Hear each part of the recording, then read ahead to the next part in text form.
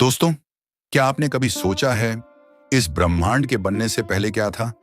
जब न पृथ्वी थी, न आकाश, न सूर्य, न चंद्रमा, न दिन था, न रात, न समय था, न काल। तब क्या था? आज हम आपको सुनाने जा रहे हैं एक ऐसी कथा जो केवल एक कहानी नहीं, बल्कि सनातन धर्म के सबसे गहरे रहस्यों में से एक है।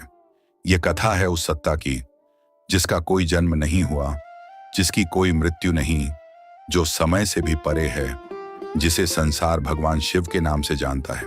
लेकिन यदि भोलेनाथ का जन्म नहीं हुआ तो वे प्रकट कैसे हुए?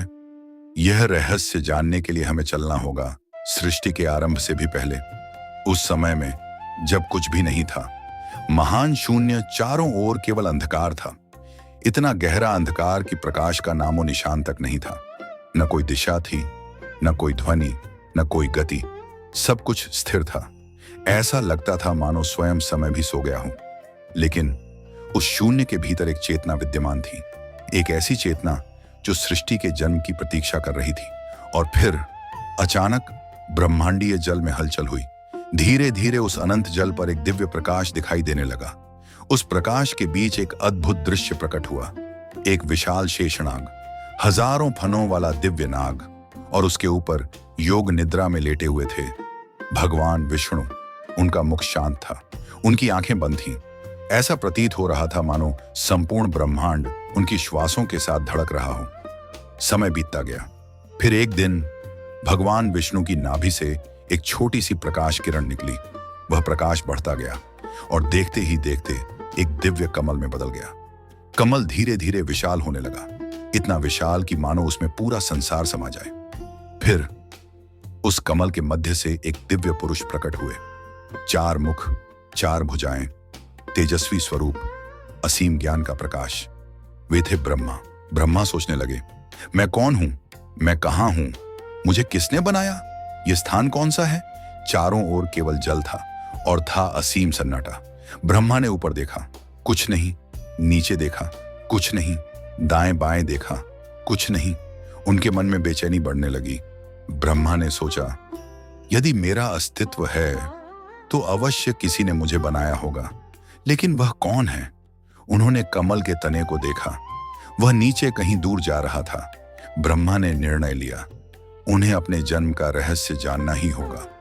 ब्रह्मा कमल के तने के भीतर प्रवेश कर गए। वे नीचे की ओर बढ़ते गए, बढ़ते गए और बढ़ते गए। सैकड़ों वर्ष बीत गए, फिर हजारों वर्ष बीत गए, लेकिन तना समाप्त नहीं हुआ। धीरे धीरे ब्रह्मा थकने लगे, उनकी आशा समाप्त होने लगी। आखिरकार उन्होंने वापस लौटने का निर्णय लिया। वे पुनः कमल पर आ बैठे। तभी अचानक आकाश में एक दिव्य ध्वनि गूंजी, तप तप तप। ब्रह्मा चौंक उठे। ब्रह्मा बोले, कौन है? कौन बोल रहा है? लेकिन कोई उत्तर नहीं मिला। फिर वही आवाज आई, तपस्या करो, ज्ञान प्राप्त होगा। ब्रह्मा ने विस्मय में आकर आंखें बंद कर ली। उन्होंने तपस्या आरंभ कर दी। एक दिन, एक वर्ष, 100 वर्ष, 1000 वर्ष, समय बीतता गया, लेकिन ब्रह्मा अडिग रहे। उनकी तपस्या से संपूर्ण ब्रह्मांड में दिव्य ऊर्जा फैलने लगी। फिर एक दिन एक अद्भुत प्रकाश प्रकट हुआ, इतना तेज कि ब्रह्मा को बंद आंखें भी चौधियाने लगी। जब उन्होंने आंखें खोली तो उनके सामने खड़े थे भगवान विष्णु। हे ब्रह्मा, तुम्हारी तपस्या सफल हुई। ब्रह्मा ने विनम्रता से कहा, प्रभु, क्या आप मेरे निर्माता हैं? विष्णु मुस्कुराए, तुम्हारा जन्म मेरी नाभि से उत्पन्न कमल से हुआ है। ब्रह्मा आश्चर्यचकित रह गए, लेकिन उनके मन में एक नया प्रश्न उठ चुका था। उन्होंने कहा, यदि आपने मुझे बनाया तो आपको किसने बनाया? विष्णु मुस्कुराए, लेकिन इस बार उनके उत्तर में रहस्य था। विष्णु ने कहा, यह रहस्य उतना सरल नहीं है जितना तुम समझते हो। दोस्तों, यहीं से आरंभ होने वाली थी एक ऐसी घटना जो देवताओं के इतिहास में पहली बार होने जा रही थी। ब्रह्मा भगवान विष्णु के सामने खड़े थे। उनके मन में अनेक प्रश्न उठ रहे थे। ब्रह्मा ने कहा, यदि मेरा जन्म आपसे हुआ है तो निश्चय ही आप महान हैं। लेकिन एक बात बताइए प्रभु, क्या आप ही इस संपूर्ण सृष्टि के स्वामी हैं? विष्णु कुछ क्षण मौन रहे, फिर मुस्कुराते हुए बोले, मैं पालन करता हूं, सृष्टि के संतुलन की रक्षा मेरा कार्य है। ब्रह्मा के मन में विचार आया, यदि ये पालन करता है तो सृष्टि का निर्माण तो मुझे ही करना होगा। धीरे धीरे उनके मन में गर्व का भाव जागने लगा। ब्रह्मा आत्मविश्वास से बोले, प्रभु, यदि सृष्टि का निर्माण मैं करूंगा तो क्या मुझे आपसे कम समझा जाएगा? विष्णु ने गंभीर दृष्टि से ब्रह्मा को देखा और कहा, हे ब्रह्मा, सृष्टि बनाना महान कार्य है, लेकिन उसका संरक्षण भी उतना ही आवश्यक है। धीरे धीरे चर्चा वाद विवाद में बदलने लगी और वाद विवाद अहंकार में। दोनों अपने अपने तर्क देने लगे। ब्रह्मा ने कहा, यदि मैं न रहूं तो सृष्टि का जन्म ही न हो। विष्णु ने कहा, और यदि मैं न रहूं तो सृष्टि एक क्षण भी जीवित न रह सके। दोनों की वाणी में कठोरता बढ़ती गई। उनके तेज से दिशाएं कांपने लगीं। ब्रह्मांडीय ऊर्जा असंतुलित होने लगी। देवताओं का अस्तित्व तो तब तक हुआ ही नहीं था, फिर भी संपूर्ण सृष्टि पर उस विवाद का प्रभाव पड़ने लगा। और अचानक कुछ ऐसा हुआ जिसकी किसी ने कल्पना भी नहीं की थी। अचानक संपूर्ण आकाश कांप उठा। ऐसा लगा मानो अनगिनत बिजली एक साथ चमक उठी हो। चारों ओर दिव्य प्रकाश फैल गया। ब्रह्मा और विष्णु चौंक कर पीछे हट गए। ब्रह्मा बोले, यह क्या है? विष्णु बोले, मैंने ऐसा दृश्य पहले कभी नहीं देखा।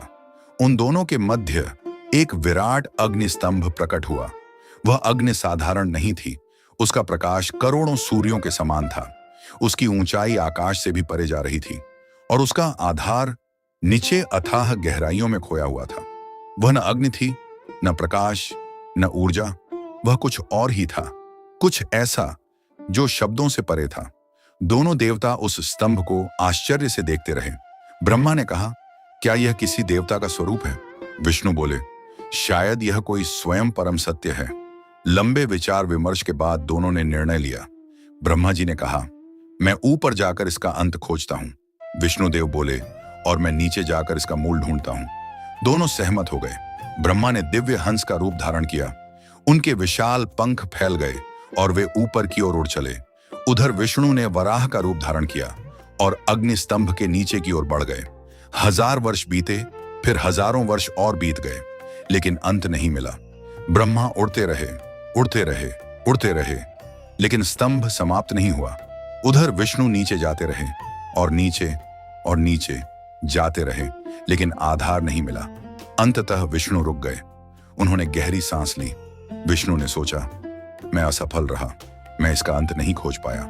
उन्होंने अपनी आंखें बंद की और हाथ जोड़कर उस अग्नि स्तंभ को प्रणाम किया और कहा, हे अज्ञात शक्ति, मैं आपकी महिमा स्वीकार करता हूं। इतना कहकर वे वापस लौट पड़े। उधर ब्रह्मा अभी भी ऊपर जा रहे थे। वे भी थक चुके थे। उनकी भी शक्ति क्षीण होने लगी थी। तभी उन्हें एक सुगंधित पुष्प दिखाई दिया। वह धीरे धीरे नीचे गिर रहा था। वह था केतकी का फूल। ब्रह्मा ने फूल से पूछा, हे पुष्प, तुम कहां से आ रहे हो? केतकी पुष्प ने कहा, मैं इस अग्नि स्तंभ के ऊपरी भाग से गिर रही हूं, युगों से गिर रही हूं, लेकिन अभी तक नीचे नहीं पहुंची।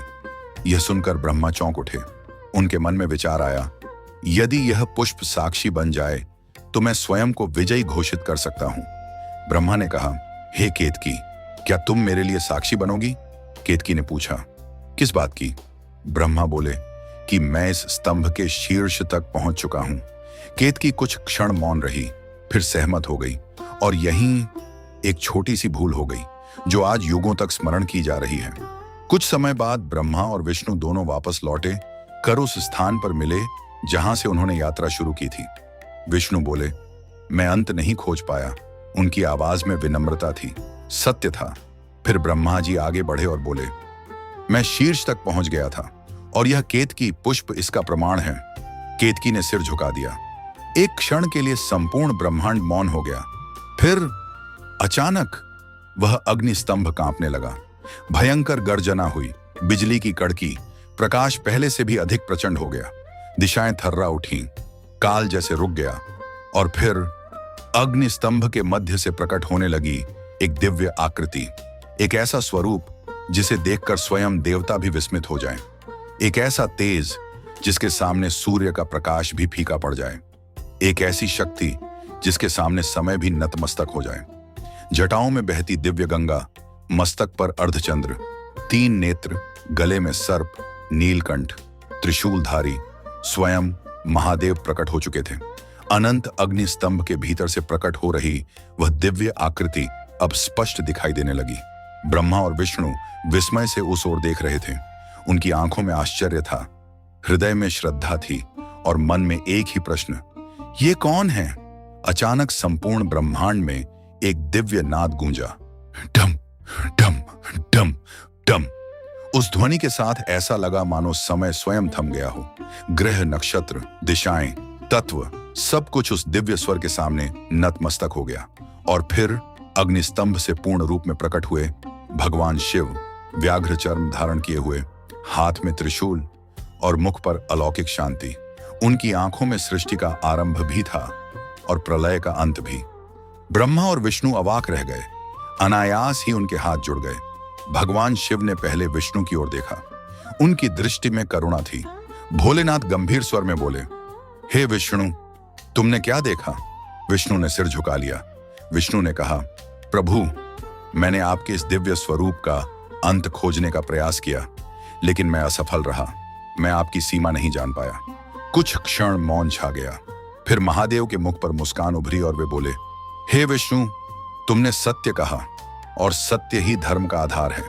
फिर उनकी दृष्टि ब्रह्मा की ओर मुड़ी और बोले, और तुम ब्रह्मा, क्या तुमने मेरा अंत खोज लिया?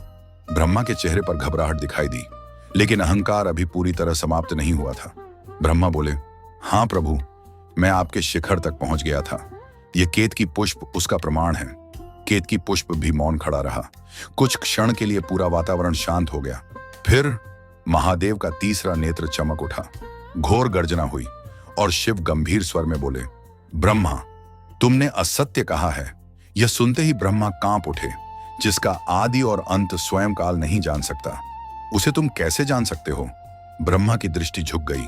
शिव बोले, ज्ञान का सबसे बड़ा शत्रु अहंकार है, और अहंकार मनुष्य ही नहीं, देवताओं को भी पतन की ओर ले जाता है। ब्रह्मा की आंखों से पश्चाताप के आंसू बहने लगे। महादेव ने गंभीर स्वर में कहा, हे ब्रह्मा, तुम सृष्टि के रचयिता हो। तुम्हें सत्य का आदर्श बनना चाहिए था, लेकिन तुमने असत्य का सहारा लिया। फिर उन्होंने घोषणा की, आज से पृथ्वी पर तुम्हारी पूजा अत्यंत सीमित होगी। बहुत कम स्थानों पर लोग तुम्हारी आराधना करेंगे। यह सुनकर ब्रह्मा का सिर और झुक गया। आज भी पूरे भारत में ब्रह्मा जी के मंदिर बहुत कम हैं। पौराणिक मान्यता के अनुसार इसका कारण यही घटना मानी जाती है। अब महादेव की दृष्टि केतकी पुष्प पर गई। शिव बोले, हे केतकी, तुमने भी असत्य का साथ दिया। केतकी कांप उठी। केतकी बोली, प्रभु, मुझसे भूल हो गई, मुझे क्षमा कर दीजिए। महादेव बोले, क्षमा संभव है, लेकिन कर्म का फल अवश्य मिलता है। फिर उन्होंने कहा, आज से मेरी पूजा में तुम्हारा उपयोग नहीं किया जाएगा। इसी कारण शिव पूजा में केतकी का फूल अर्पित नहीं किया जाता। अब शिव ने विष्णु की ओर देखा और कहा, हे विष्णु, तुमने सत्य का साथ दिया। तुमने अपनी असफलता स्वीकार की। विष्णु विनम्रता से बोले, प्रभु, मैं आपकी महिमा का एक अंश भी नहीं समझ पाया। महादेव प्रसन्न होकर बोले, जो सत्य को स्वीकार कर लेता है वही वास्तव में महान होता है। फिर उन्होंने विष्णु को आशीर्वाद दिया, तुम सृष्टि के पालनकर्ता बनोगे। युगों युगों तक तुम्हारी पूजा होगी। तुम धर्म की रक्षा करोगे। विष्णु ने हाथ जोड़कर प्रणाम किया। अब ब्रह्मा और विष्णु दोनों के मन में एक ही प्रश्न था। विष्णु ने पूछा, प्रभु, आप कौन हैं? ब्रह्मा ने जिज्ञासा की, क्या आपका भी जन्म हुआ है? महादेव मुस्कुराए, ऐसी मुस्कान जिसमें अनंत ब्रह्मांड समाये हुए थे। फिर उन्होंने कहा, तुम दोनों जन्मे हो। सृष्टि जन्मी है, समय जन्मा है, लेकिन मैं जन्मा नहीं हूं। मैं अजन्मा हूं। मैं अनादि हूं। मैं अनंत हूं। जब कुछ नहीं था तब भी मैं था। जब सब कुछ समाप्त हो जाएगा तब भी मैं रहूंगा। मैं ही समय हूं। महादेव का स्वर अब और अधिक दिव्य हो गया। काल मुझसे उत्पन्न होता है और अंत में मुझ में ही विलीन हो जाता है। सृष्टि बनती है, विनष्ट होती है, फिर बनती है, फिर मिटती है, लेकिन मैं सदैव विद्यमान रहता हूं। ब्रह्मा और विष्णु की आंखों से आंसू बहने लगे। अब उनका अहंकार पूरी तरह समाप्त हो चुका था। उन्हें समझ आ गया था, जिसे वे खोज रहे थे वह खोज से परे है। जिसे वे समझना चाहते थे वह बुद्धि से परे है। वह स्वयं महादेव हैं। तो दोस्तों, भगवान शिव किसी से उत्पन्न नहीं हुए। वे स्वयंभू हैं, वे अनादि हैं, वे अनंत हैं, वे ही आदि हैं, वे ही अंत हैं। और शायद इसी कारण भक्त आज भी श्रद्धा से कहते हैं, नमामि श्मीशान निर्वाण रूपम विभू व्यापकम ब्रह्म वेद स्वरूपम। तो दोस्तों, यह रही भगवान भोलेनाथ की प्रकट होने की कथा। यदि आपको यह कथा पसंद आई हो तो इसे अपने परिवार और मित्रों के साथ अवश्य साझा करें, ताकि भगवान शिव की यह दिव्य महिमा अधिक से अधिक लोगों तक पहुंच सके। इस प्रकार की पौराणिक, आध्यात्मिक एवं प्रेरणादायक कथाओं के लिए मेरे चैनल विविध संसार को लाइक एवं सब्सक्राइब करें। इसी के साथ मैं आपसे विदा लेता हूं। हर हर महादेव, जय भोलेनाथ।